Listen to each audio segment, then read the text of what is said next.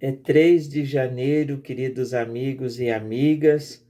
Nós estamos reunidos na força da Palavra de Deus e hoje, na devoção popular, uma tradição franciscana, nós temos a veneração do Santíssimo Nome de Jesus, este que salva, este que veio para perdoar todos os pecados.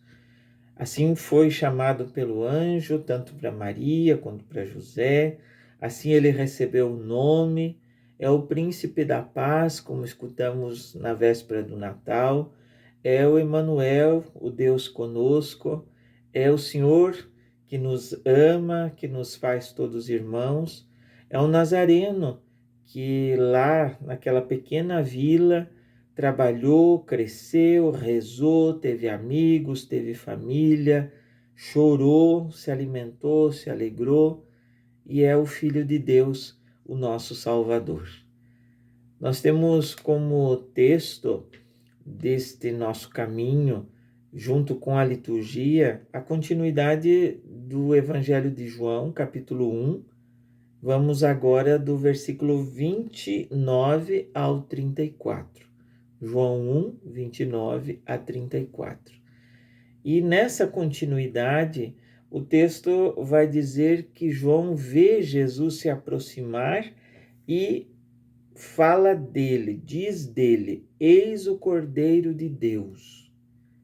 Esse título, queridos amigos, fazia com que na mente e no coração do povo se evocasse aquelas imagens do Êxodo, da primeira Páscoa, quando nela e depois no templo e até mesmo nas tendas, quando o povo ainda era peregrino, se imolava um cordeiro puro, sem manchas, um cordeiro de um ano, e com o sangue daquele cordeiro foi marcada as casas.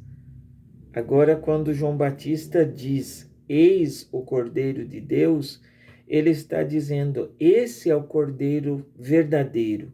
Aquele era imagem, era figura, prefigurava este momento que daqui para frente é eterno. Eu gosto muito de pensar Jesus como Cordeiro de Deus, porque o cordeiro é um animal simples, dócil, que quando vai para o sacrifício não grita, se entrega. Ele é o Cordeiro de Deus que tira o pecado do mundo. O sacrifício redentor de Cristo na cruz é para a humanidade toda, é para salvar a toda a humanidade. É um impulso missionário muito grande para pensarmos que todos, ninguém pode ficar fora desta grande e maravilhosa notícia.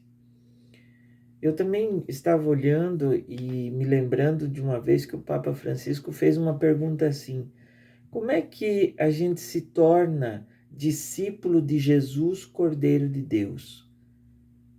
E se a gente pega a figura do Cordeiro, nós vamos responder essa pergunta dizendo assim: aonde há ódio que eu leve o amor, fazendo lembrança de São Francisco. Aonde há ofensa que eu leve o perdão. Aonde tiver as trevas que eu leve a luz. Aonde nos pagam com violência, com deboche, com maldade, com calúnias, com condenação, nós reagimos com bênção, com humildade, com perseverança, seguindo adiante. Quando nos agridem, nós amamos. Quando querem que sejamos maiorais, nós somos aqueles que lavamos os pés. Ao invés de violência, paz. Ao invés de acúmulo, partilha. Ao invés de indiferença, sensibilidade. Por aí passa o nosso discipulado, o seguimento nosso de Jesus, Cordeiro de Deus. Depois, quando João vai falando, ele diz 2 vezes que ele também não o conhecia. Nós entendemos que conhecer não significa pegar um livro e ler, fazer um curso, receber um diploma. Não. Conhecimento aqui é intimidade. É a partir da experiência, é a partir do permanecer. Não é de fato que é um dos verbos mais importantes do Evangelho de João, dos escritos joaninos como tal. É mais do que estar com, é unir-se, é entrar, mergulhar a tal modo, a tal ponto que nós fiquemos envolvidos no mais profundo do nosso ser, da força e da luz de Jesus. E ele diz que ele existia antes de mim. Nesse texto, ele evoca, por exemplo, os escritos sapienciais, lá de Eclesiástico, de Provérbios, quando faz uma referência sobre a sabedoria divina. Quando ele fala que tira o pecado do mundo, ele está cumprindo a profecia de Jeremias, que vai dizer com todas as letras. Ele diz aqui no capítulo 31, versículo 34 de Jeremias: porque todos, grandes e pequenos, me conhecerão, pois eu perdoo suas culpas e esqueço os seus erros.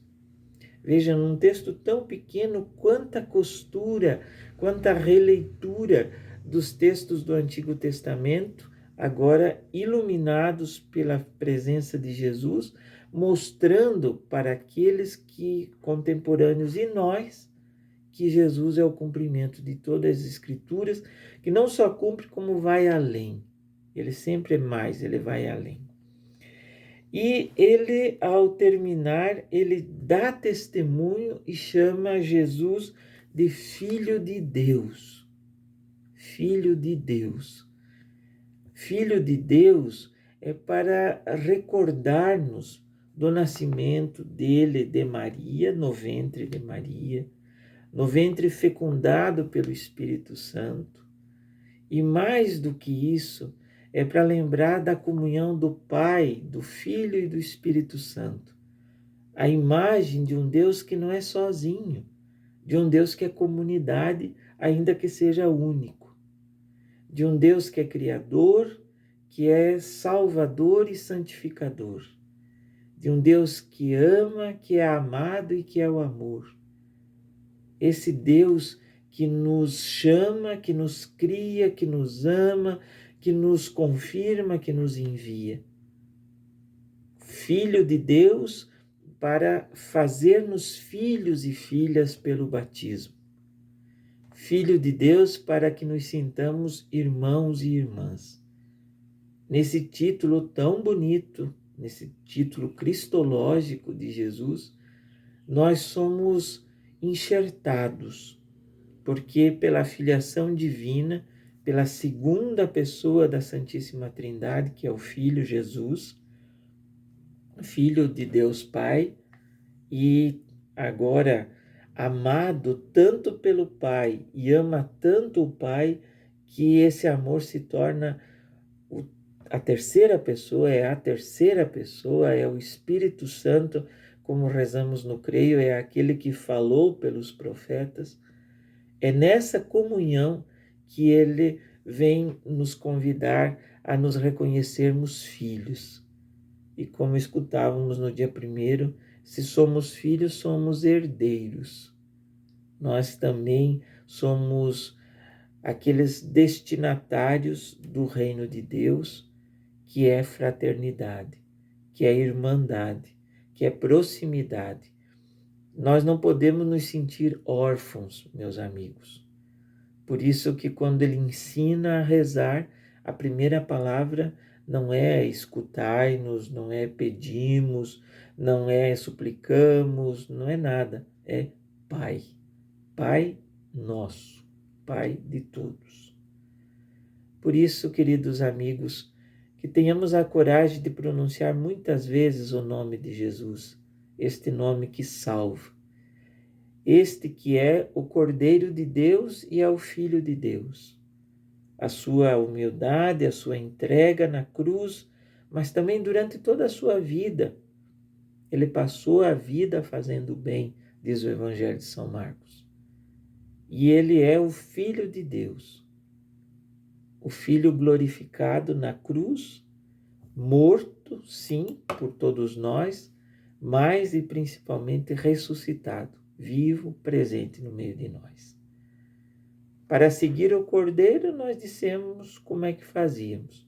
Para sermos discípulos de Jesus, Filho de Deus, não tem outra forma melhor do que nos sentirmos irmãos e irmãs de todas as criaturas. Um grande abraço. Se você achar que pode, que deva, que ainda tem um tempinho para compartilhar esse vídeo, para deixar o seu comentário, para deixar o seu joinha, para se inscrever aqui no canal, para nos acompanhar nas nossas mídias sociais, eu lhe agradeço profundamente. Deus te abençoe. Em nome do Pai, do Filho e do Espírito Santo. Amém. Muito obrigado mesmo por estarmos buscando juntos a grande mensagem que é a irmandade, a fraternidade no Senhor Jesus. Um grande abraço. Tchau, tchau.